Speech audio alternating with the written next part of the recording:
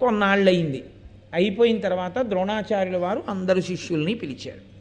పిలిచి దానికి మళ్ళీ ఒక గౌరవం ఒకటి ఉంటుంది. ఏమిటి అంటే అందరికన్నా వయసులో పెద్దవాడు ఉన్నాడు కదా, వాడిని ముందు పిలిచి అడుగుతూ ఉండాలి. కాబట్టి ధర్మరాజు గారిని ముందు నించోబెడుతూ ఉంటాడు ఆయన.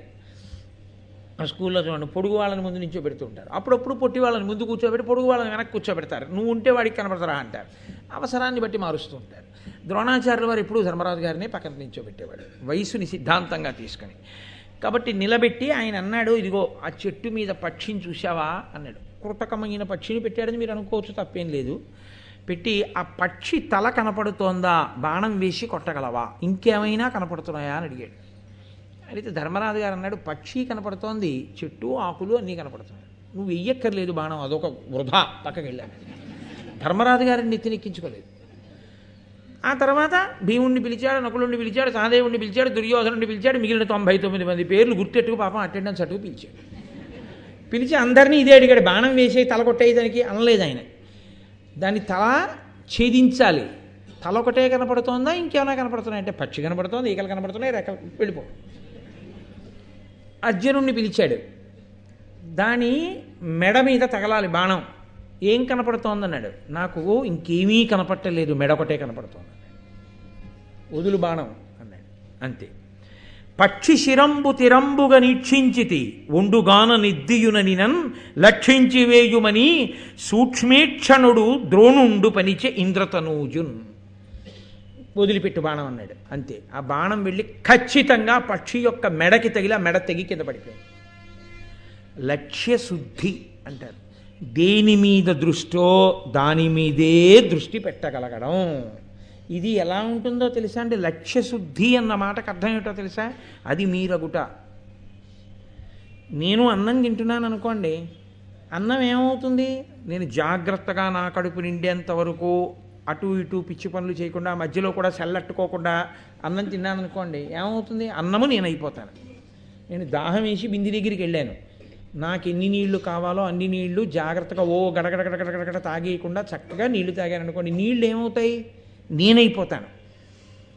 ఎందుకు అయిపోయాయి, దాని మీదే దృష్టి పెట్టి నీ కడుపు నిండేంత వరకు, నీకు చాలనేంత వరకు నువ్వు లోపలికి పుచ్చుకున్నావు కాబట్టి నీవైపోయాయి. అంతేగాని పరాకుగా ముక్కు దగ్గర పెట్టి పోసేశారనుకోండి, కడుపు నిండి దాహం తీరుతుందా, తీరదు. చదువునందు కూడా అంతే. పుస్తకం ఎదురుగుండా పెట్టుకోవడం తాను చదవడం కాదు, చదువుతుండగా పుస్తకం తాను ఎంత మారిపోతున్నాడు. అందుకే నేను వ్యాసుణ్ణి చదివాను, నేను నన్నయ్య గారిని చదివానంటారు. అంటే భారతం చదవడం కాదు, భారతము తానవ్వాలి.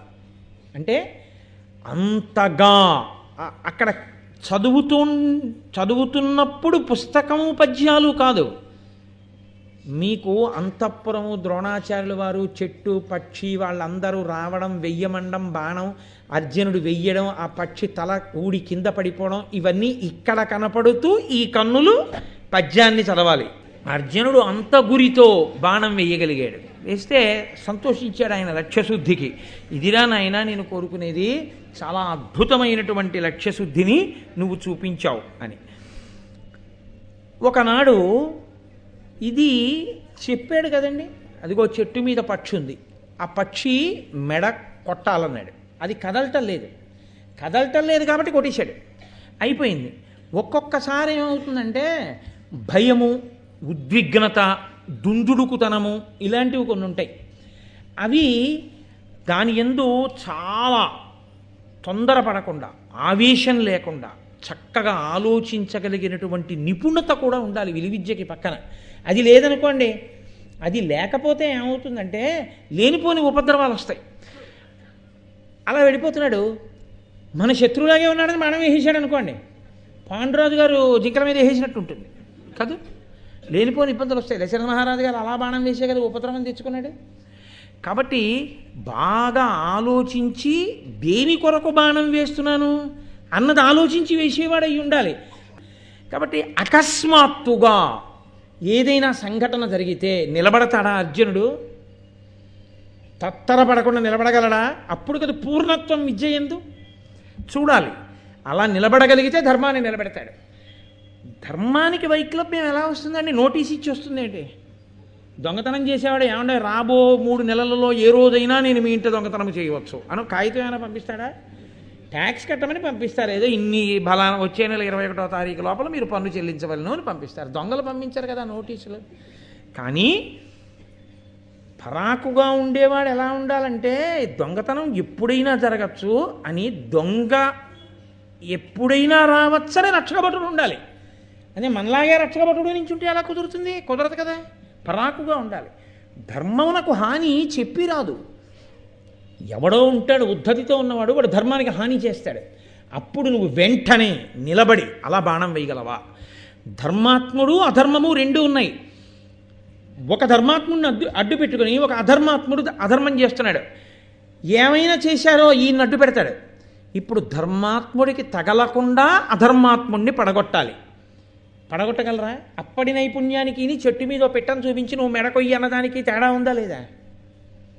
అప్పుడు బాణం వేసేసి ఏమన్నా మీరు పెట్టను కొట్టమన్నప్పుడు ఎలా కొట్టారో అలాగే కొట్టానండి, కానీ ఆయన ముందు ఇంకోటి పెట్టుకోవడంలో ఆయన ఇది వేసింది నేనేం చేయనండి, మా వెనకవాడు పారిపోయాడు అంటే అప్పుడు ఎందుకు ఈ విద్య? ఇంకా ఈ పిట్టల్ని కొట్టడం, ఇవన్నీ బాణాలు, ద్రోణాచార్యుల వారు పెద్ద శిక్షణ తరగతులు, నేనేమో నెత్తి కొట్టుకుని చెప్పడం, యుగాలు మారిపోయినా మీరేమో పనులు మానేసి కూర్చుని వినడం. ఏమిటి ద్రోణాచార్యుల వారి గురుత్వంలో గొప్పతనం? ఇక్కడ ద్రోణుడి గొప్పతనం అంటే అది. ఇచ్చట మొసళ్ళు ఉన్నవి ఈత కొట్టరాదు అని బోర్డు ఉంటుంది కొన్ని చోట్ల. మీరు చూసారో లేదో, హైదరాబాద్ నుంచి నాగార్జున సాగర్ నుంచి వచ్చేస్తుంటే మంచి గోదావరి ప్రవాహం కనబడుతుంది. ఎవరికైనా ఉత్సాహం వస్తుంది ఒకసారి గోదావరిలో దిగుదామని. కానీ అక్కడే మొసలి బొమ్మేసి, ఒకవేళ వీడికి చదువు రాదేమో అని ఓ పెద్ద బోర్డు ఎడతారు, ఇచ్చట మొసళ్ళు విరివిగా ఉన్నవి నీట ఎందు దిగరాదు. వాడు దూరం నుంచి చూసి వెళ్ళిపోతాడు. ఆఖరికి ఎండుటాకు తగిలిన ఏమైనా నేల మీదకి వచ్చిందేమో అని కారులోనే కూర్చొని అద్దంలోంచి చూసి వెళ్ళిపోతాడు కదా. అలా ఆయన ద్రోణుడు అంటే సామాన్యమైన గురువు అండి. గురువుల వైభవం అంటే ఏమిటో మీరు గమనించాలి. ఆయన ఒక రోజున నదీ స్నానానికి వెళ్ళాడు. ధర్మం అన్న మాటకు అర్థం ఉంది. గురువుగారు నదీ స్నానానికి వెళ్ళి నేను నదీ స్నానం చేసి వస్తానన్నారు అనుకోండి, వెళ్ళి తొందరగా వచ్చేయండి గురువుగారిని, వీళ్ళు పడుకోకూడదు, వచ్చాక లేపండి అని. గురువుగారు వెళ్తున్నారంటే మనము వెళ్ళాలి. గురువుగారు వెళ్తుంటే మనం వెడితే మనం ఏం చేస్తాం? స్నానం చేసిన బట్ట మళ్ళీ కట్టుకు రాకూడదు. నది కడితే వేరు బట్ట పట్టుకెళ్ళి ఆ బట్ట కట్టుకుని ఈ బట్ట విడిచిపెట్టి దాన్ని ఆ బట్ట పట్టుకుని రావాలి. అంతే, మళ్ళీ నదిలో విడిచేయకూడదు, ఇంటికి వచ్చి ఉతుక్కోవాలి. గురువుగారి బట్టలు గురువుగారే పట్టుకుని వెళ్ళిపోతున్నారు అనుకోండి, ఇంకా గురువుగారి ఏంటి శిష్యుడు ఏంటి? గురువుగారి బట్టలు, గురువుగారి ఆచమన పాత్ర, కలశ పాత్ర ఆయనే పట్టుకుని వెళ్ళిపోయి ఆయనే ఆ బట్టలు తుక్కుని ఆయనే ఆ నీళ్ళు పెట్టుకుని ఆయన వచ్చేస్తే వీళ్ళు చేతిలో ఉంటే గురుగారు గురుగారు అని కనపడ్డ అనుమానాలన్నీ అడగడం మొదలెట్టాడు అనుకోండి. ఆయన ఏదో మార్నింగ్ వాక్ చేసుకుందామని వెళ్ళాడు. మార్నింగ్ వాక్ చేసేవాడు మాట్లాడకూడదు కదా, ఆయన వచ్చేయాలి. అమ్మ భలే చేరగా దొరికాడరా ఇక్కడే మనకని చెప్పి అప్పుడు నీకున్న అనుమానాలన్నీ ఇప్పుడు అడగమన్నా భారతం మీద రామాయణం మీదను ఎక్కడ అడగాలో అక్కడ ఆయన ఏదో కూరలు కొనుక్కుంటున్నాడు రైతు బజార్లో. ఏమంటే మొన్న చెప్పిన భారతంలో అని అప్పుడే మొదలెట్టడం. ఆయన ఏ పని మీద ఉన్నాడో దానికో స్థితి ఉంటుంది, దానికో సమయం ఉంటుంది, దానికో సందర్భం ఉంటుంది. ఆయన ఏమనుకుంటాడు? నా ప్రారంభం కొద్దీ చెప్పాను రా భారతం, ఇది ఎక్కడ కూడా అనుకోడు. కాబట్టి ఎక్కడ ఎలా తర్ఫీదు ఇవ్వాలో అలా ఇవ్వాలి ఆయన గురువు అంటే. అంతేకాని ధనుర్వేదం నేర్పినవాడు అలా చెట్టు మీద బొమ్మని పెట్టి కొట్టేయండి అంటే కొట్టేస్తే మీరు అందరూ బాగా కొట్టేశారు అని వెళ్ళిపోమంటే ఎలా ధర్మం నిలబెడతాడండి అర్జునుడు? అందుకని ఆయన ఒక గొప్ప పరీక్ష పెట్టాడు. ఆయన స్నానానికి వెళ్ళాడు, వీళ్ళు స్నానానికి వెళ్ళారు. ఆయన అన్నాడు నేను ముందు స్నానం చేసేస్తాను అని. ఆయన అనక్కర్లేదు, వాళ్ళే అనాలి. ఎందుకంటే గురువుగారు స్నానం చేసిన తర్వాత పవిత్రమైన నీళ్లలో శిష్యులు చేయాలి కదా. గురువుగారు అంటేనే పవిత్రమని గుర్తు. కాబట్టి గురువుగారు ముందు స్నానం చేయాలి. కాబట్టి గురువుగారు స్నానానికి దిగి ఆయన స్నానం చేస్తున్నాడు. ఉరే నా కాలు మొసలు పట్టేసిందిరా అనో పెద్ద కేకేశాడు ఆయన. అని ఉరే రక్షించండిరా అన్నాడు. మొసలు పడితే నీళ్ళలోకి లాగేదండి. మొసలి పట్టుకుంటే చెట్టు మీద పిట్ట కూర్చున్నట్టు కనపడుతూ కాలుని అందరికీ కనపడేటట్టుగా గురువుగారి కాలు పట్టుకుని కరకరా నవ్వులుతూ తింటుంది ఏంటి? గురువుగారి కాలు నీళ్లల్లో ఉంది, మొసలి నీళ్లల్లో ఉంటుంది. నీళ్లలో ఉన్న మొసలి గురువుగారి కాలు కొరుకుతోంది. గురువుగారు మొసలి ఎక్కడుంది కరెక్ట్గా వేలెట్టి చూపించండి వేస్తాను బాణం అంటే చెయ్యి పట్టుకుంటుంది. ఇప్పుడు గురువుగారి కాలు పైన ఎక్కడుందో చూసుకుని బహుశా పాదం ఇక్కడ ఉంటుంది, నోరు ఇలా పట్టి ఉండుంటుంది, దాని మర్మావయం ఇక్కడ ఉండుంటుంది. ఒక్క బాణం కంఠం మీద తగలగానే గురువుగారి కాలు వదిలేయాలి. అంతేగాని ఎక్కడుందని అలా నీళ్ళల్లోకి ఉండండి బాగా దొరకనివ్వండి అని చూస్తూ కూర్చుంటే ఇలాగ కాలు ఆయన కూడా వెళ్ళిపోతాడు. కాదు అందులో పట్టుకున్నది కాలు ఈడి చేయదు. సూక్ష్మ బుద్ధితో గ్రహించి బాణం వేయాలి. అంతేకాని అది గురి చూడడంలో గురువుగారి కాలొక్కటూ చూసి తొందరపడి వేసేసాడు అనుకోండి, ఉన్న దీనికి తోడు ఈ బాణం ఒకటి గుచ్చుకుంటుంది ఆయన కాలుకి. నిజంగా ద్రోణుడికి చాలా కష్టమైనటువంటి వ్యవహారమే. ఎందుకంటే ఎవడో దుందుడుకుగా శిష్యుడు బాణం వేశాడు అనుకోండి, ఆ కాలు పోతుంది. అయినా పణం పెట్టాడు ఆయన. ఎందుకు నమ్మకం? వెయ్యగలడు నా శిష్యుడు అర్జునుడు, ఎంత కాపాడగలడో, ఆర్తితో ఉన్న వాళ్ళని రక్షించగలడు, ఆ నిపుణత ఉన్నది, అలా వెయ్యగలడు బాణం, చూస్తున్నాడు. కాబట్టి దానిన్నేరక అందరున్ వివశలైతారున్న అన్నిరిలో కానంగాని శరీరముంగల మహోగ్రగ్రాహమున్ గోత్రభిచ్చు నుండేను శరీరం శరంబులన్ విపుల తేజుండేసి శక్తిన్ మహాసేన ప్రఖ్యుడు ద్రోణు జంగ విడిపించన్ విక్రమం బొప్పగన్. మిగిలిన వాళ్ళందరూ రక్షించండి రక్షించండి అంటే గబగబా వెళ్ళిలా చూసి, పట్టుకున్న మొసలు కనపట్టలేదు, వేసేద్దాం కానీ బాణం. నీళ్లలో ఉంది మొసలి, ఎక్కడుంది మొసలి? కనపడితే కదా మనం బాణం వేయడానికి. చెట్టు మీద పెట్ట నేర్పారు గురువుగారు, పట్టుకున్నది అలా పెట్టే ఏదైనా పట్టుకుంటే కొడతాం, మొసలి పట్టుకుంటే ఏం పడతాం? పోనీ మనము దిగుదామంటే మన్నట్టుకుంటే ఎవడో దిగడవు, మాకు మొసలి కనపట్టలేదు, బాణం వేయడు. అందరూ పైగా గురువుగారిని మొసలట్టేసుకుందని భయపడిపోయి అందరూ పక్క అటు ఇటు పోయారు. అర్జునుడు మాత్రం వెంటనే వచ్చి గురువుగారి కాలు పట్టుకున్నప్పుడు పైకి ఉంటుంది కదండి, తొడా మోకాలును, అవి ఎక్కడున్నాయి, నిలబడిన తీరు పట్టి గురువుగారి యొక్క పాదం ఎక్కడుంది, మొసలి నీటిలోంచి వచ్చి పట్టుకున్నప్పుడు గురువుగారి పాదం దగ్గర పిక్కని ఎక్కడ పట్టుకుని ఉంటుంది, పిక్కని పట్టి ఉంది కాబట్టి పాదానికి ఇంత దూరంలో మొసలి నోరు ఉంటుంది, పట్టుకుని ఉంది కాబట్టి కదలకుండా ఉంది.